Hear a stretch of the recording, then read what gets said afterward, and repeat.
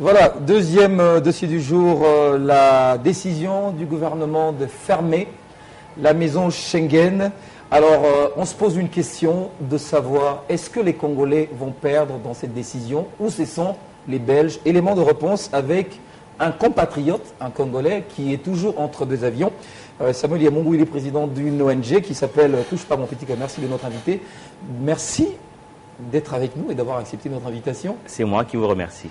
Alors, aujourd'hui, les avis divergent par rapport à cette décision gouvernementale de fermer la maison Schengen. Vous qui avez l'habitude de côtoyer cette maison, à tout moment, vous êtes toujours entre les deux avions. Est-ce que les Congolais vont perdre dans cette décision? Est-ce que c'est une bonne décision du gouvernement de fermer la maison Schengen, qui traite notamment des dossiers de court séjour? Allez-y. Mais je pense que mon rôle à moi, ce n'est pas de pouvoir parler sur le bien ou le mal fondé du gouvernement. Vous venez de recevoir un porte-parole de la majorité, et j'en suis pas un. Mais les répercussions de cette décision? Je voudrais simplement, moi, parler au nom de la majorité non alignée au Parlement, c'est-à-dire le peuple, le commun des mortels qui sont vous et moi. Oui. Et il est important que c'est vrai que peut-être pour l'opinion, c'est une chaîne du pouvoir, mais que nous sommes en train de parler sur un sujet qui est tellement important parce que ça touche le commun des mortels. Parce que tous ceux qui vont déposer les demandes de visa, leurs demandes de visa à la maison Schengen et autres, ils ne sont ni, c'est pas forcément les gens du pouvoir ou bien c'est tout le monde. C'est du pouvoir autant que voilà. Donc il est important de savoir une chose, c'est que est-ce que ça va pénaliser le développement du quotidien du Congolais dans ses ambitions de voyage? Oui. Je voudrais vous dire d'emblée non. Non. Non, parce qu'au fait, c'est que je voudrais vous dire une chose. La maison Schengen, c'est un guichet avancé. C'est un service. C'est une agence de service. On va dire ça comme ça, de manière simple.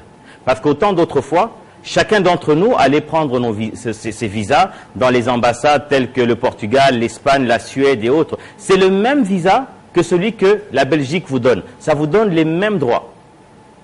Alors, la maison Schengen qui ferme, est-ce que c'est un outrage de lèse-majesté à l'épanouissement du Congolais? Je le répète en disant non. Pourquoi? Parce que pour moi, à mon sens, la maison Schengen, c'est, en termes grammatical, je vais l'appeler, c'est une forme de redondance administrative.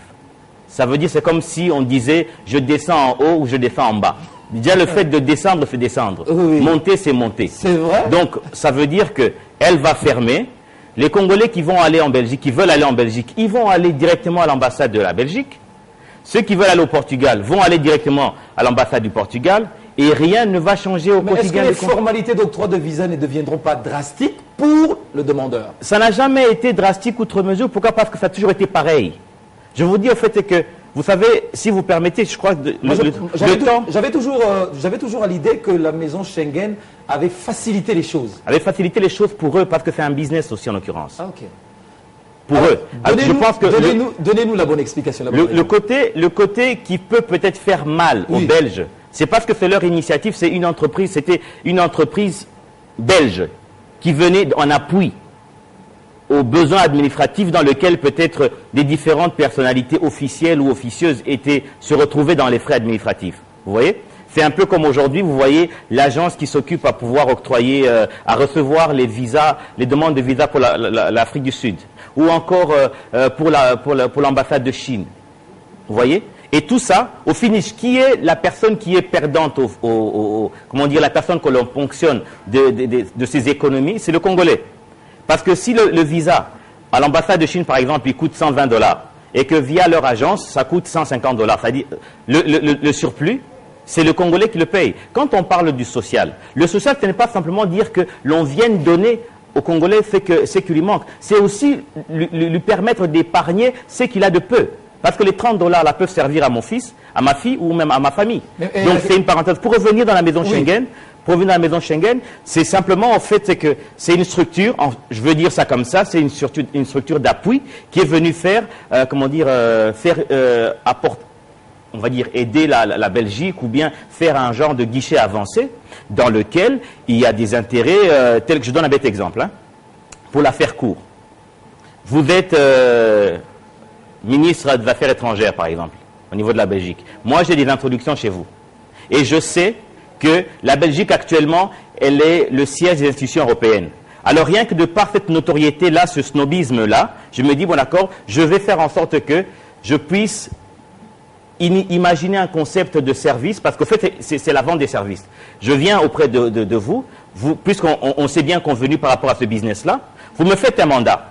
Et ce mandat permet en sorte que l'ambassade de Belgique qui est ici, moi, je n'ai pas le droit de rentrer en contact avec le ministère des Affaires étrangères. L'ambassadeur qui voit le mandat qui a été signé par ses autorités, par le siège, qu'est-ce que l'ambassadeur fait ou bien l'ambassade fait? L'ambassade prend contact avec les affaires étrangères pour que moi, je puisse avoir droit de fonctionner sous vous. C'est un business. Oui. Est-ce que vous connaissez un homme d'affaires qui investit des millions pour ne pas gagner? Ça n'existe pas. Donc, ce qui fait que dans cela, moi, j'investis, je mets à disposition la maison Schengen, dans laquelle les Belges sont la partie front office, la partie visible, mais ça tourne. Dans tous les frais que l'on paye, si nous payons 60 € pour le billet, pour le visa, sûrement il y a la partie administrative qui est peut-être, j'imagine, hein, je ne dis pas que ce sont des chiffres évangiles. Je cherche juste à imaginer le concept parce que c'est un business. Pour vous expliquer, allez-y. Okay? Oui. Donc, si le visa coûte 60 € directement, et que peut-être, en réalité, il coûte peut-être 10 € sur le plan administratif, hein, il coûte 10 €, et que la partie qui reste, c'est peut-être aussi mes frais d'agence, et les autres, c'est peut-être les rétrocessions dans le schéma, des personnes que l'on ne connaît pas. Mais moi, j'ai signé avec eux. Donc, ce qui fait qu'aujourd'hui, si ça fait mal, c'est par rapport au fait que maintenant, ça fait des centaines de millions de dollars qui vont maintenant s'arrêter de pouvoir tomber dans les poches des gens. Donc ça veut dire qu'aujourd'hui, tu n'auras plus besoin de cette maison Schengen pour avoir ton visa, tu n'auras plus besoin tu vas aller directement à l'ambassade de la Belgique. Ça veut dire que maintenant, oui, les Belges qui étaient déjà payés de par leur gouvernement à faire leur travail administratif et consulaire vont être payés normalement, ça ne va plus passer via des tierces personnes. Donc moi je voudrais simplement dire aujourd'hui, c'est que les politiques arrête de pouvoir nous mettre, nous la population, en otage, et pensant que quand le Belge dit que oui, comme on l'a fait, ça va affecter l'évolution du mouvement de migration, d'immigration des gens, c'est faux. C'est faux. Donc ce n'est vraiment pas un souci pour ça. Alors, est-ce que comparativement à l'époque où le demandeur de visa allait dans chacune des ambassades, est-ce que les frais, comparativement à la maison Schengen, sont je sais pas, légèrement augmentés ou bien les frais sont les mêmes? Bon, je pense... Ça, vous ne le savez pas. Ça, je ne pourrais pas vous éclairer dessus parce que ça va faire quand même plus de 10 ans que les données ont changé. Je n'ai plus gardé dans mes archivages les prix de ce que je payais avant. Oui. Mais une chose est vraie, que j'ose croire que si le gouvernement congolais a eu à pouvoir décider de pouvoir taper sur cette cible-là, il sait que c'est une cible qui pourra faire parler, qui fait parler d'elle. Et pour preuve, c'est en train de jaser. Mais et en plus, ce que je veux dire, c'est même ce qu'ils ont fait, c'est léger. C'est-à-dire, je ne pense même pas que c'est vraiment une grosse crise diplomatique par rapport à la maison Schengen. Moi, je pense que pour parler de la crise diplomatique, on devrait parler sur des vrais enjeux qui représentent la Belgique et le Congo. Parce que ça, c'est du business avec des tierces personnes. Au fait, là, nous sommes en train de faire du débat sur des Kwanga et des Makayabu. C'est vraiment, c'est très bas. Je comprendrais que si, oui, par exemple, le gouvernement congolais disait que sur les mouvements de vol de la SN, par exemple, comme ça représente la Belgique, et qu'ils ont peut-être 7 vols par semaine, alors nous leur privons de leur... Mais attendez, mais parce que vous ne savez pas, on va là, on va arriver là. Non, mais alors, si on va arriver là... Parce que, après la fermeture de la maison Schengen, on va effectivement réduire la fréquence de vol des SN en RDC. Si vous permettez, moi je voudrais dire ceci, je ne représente ni le gouvernement, ni un porte-parole. Ça, vous l'aviez dit. Je suis en train de pouvoir... au fait, je suis un libre penseur. Pourquoi vous le répétez? Je réfléchis. Pourquoi? Parce que je me dis... Parce que vous savez, les crises entre États, c'est vieux comme le monde. Vous voyez? C'est vieux comme le monde. Je comprendrais, comme je dis, je comprendrais qu'il y ait une grosse crise dans le sens que SN est touché. Ils ont 7 vols par semaine et que le gouvernement estime que maintenant... faut réduire. Il faudra aussi réaliser une chose. Vous allez voir auprès des compagnies, au fait même des droits de l'OACI, par rapport à la réciprocité. La SN a droit de venir 7 fois chez nous, et nous avons le droit de partir chez eux 7 fois avec nos vols. Mais malheureusement, on n'a pas d'avion, ce qui fait que nos 7 fois à nous sont toujours utilisés par eux, ça fait des dizaines d'années. Donc ça veut dire que il est même reconnu et connu officiellement que SN fait son plus gros chiffre d'affaires par le monde entier, simplement au Congo RDC.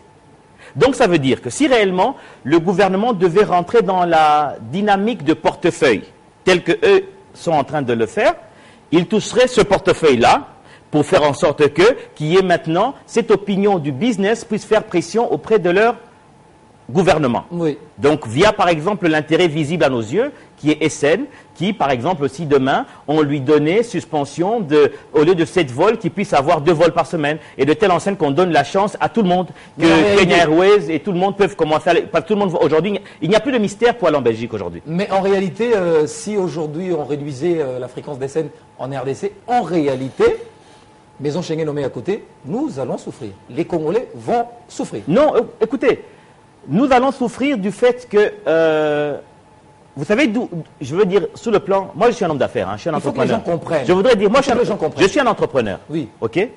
On va vous dire que sous le plan de l'entreprise, quand il y a monopole, c'est au détriment de la population, c'est-à-dire des clients, du marché. Pour la personne qui est en bout de chaîne, celle qui achète. Parce que celui qui a le monopole du service, il impose ses prix comme il veut. Oui. Et c'est la chose que SN a fait depuis des dizaines d'années. Vous voyez? Il impose son prix comme il veut parce qu'il sait qu'il a le monopole sur cette voie-là. Mais aujourd'hui, on n'a plus besoin de se plaindre ou de pleurer. Aujourd'hui, nous avons pléthore de compagnies aériennes qui vont sur l'Europe, qui desservent l'Europe. Vous voyez? Donc ça veut dire que si aujourd'hui, SN décidait de ne plus voler sur Kinshasa, le perdant, ce ne sera pas le Congo. Parce que si je ne pars pas avec SN, j'irai avec la concurrence qui est africaine, qui est européenne, par exemple le Turkish, qui est aussi européenne, qui est Air France, et tant d'autres. Et même, pourquoi pas, ça peut même créer encore des émulation. Mais le fait que l'appareil atterrisse sur la piste de l'aéroport de Kinshasa, le temps que ça passe, c'est également de l'argent pour la RDC. Ça, on le perd. Non, vous savez, il y a... Ça, on le perd.